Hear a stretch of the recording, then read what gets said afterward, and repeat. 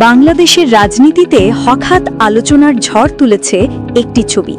ভারতের কলকাতা ভিত্তিক বাংলা সংবাদ মাধ্যম এই সময় সম্প্রতি দাবি করেছে বিএনপি মহাসচিব মির্জা ফখরুল ইসলাম আলমগীর তাদেরকে এক সাক্ষাৎকার দিয়েছেন, আর সেই সঙ্গে প্রকাশ করেছে একটি ছবি যেখানে ফখরুল সাহেবকে দেখা যায় ওই সংবাদ মাধ্যমের সাংবাদিকের সঙ্গে।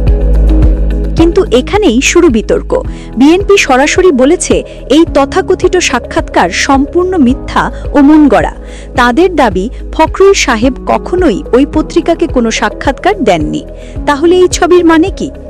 বিষয়টি আরও স্পষ্ট করেছেন বিএনপির সহ আন্তর্জাতিক বিষয়ক সম্পাদক ব্যারিস্টার রুমিন ফারহানা। তিনি এক টকশোতে ব্যাখ্যা দিয়ে বলেন, ফখরুল সাহেবের সঙ্গে ছবি তুলতে চাইলে তা ফিরিয়ে দেওয়ার কোনো সুযোগ নেই।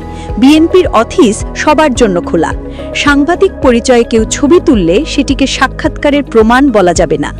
এখানে মনে রাখতে হবে, একজন জনপ্রিয় রাজনৈতিক নেতার সঙ্গে ছবি পাওয়া অনেকের কাছে সাধারণ ঘটনা, কিন্তু সেই ছবি ব্যবহার করে যদি দাবি করা হয় যে তিনি সাক্ষাৎকার দিয়েছেন, তাহলে সেটি বিভ্রান্তি সৃষ্টির একটি প্রচেষ্টা বলেই মনে করছেন রাজনৈতিক বিশ্লেষকরা। এর আগে বিএনপি এক বিবৃতিতে স্পষ্ট জানিয়েছিল এই সাক্ষাৎকারটি প্রকাশ করা হয়েছে উদ্দেশ্যপ্রণোদিতভাবে, যাতে ফখরুল ইসলাম আলমগীর এবং দলটির ভাবমূর্তি ক্ষুণ্ণ হয়।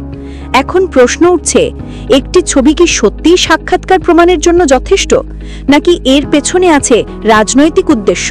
ভারতের সংবাদ মাধ্যম কেন এমন একটি খবর প্রকাশ করল? উত্তর খুঁজছে দেশবাসী। আরও বিস্তারিত আপডেট পেতে এখনই সাবস্ক্রাইব করুন ওয়াইটিভি বাংলা নিউজ।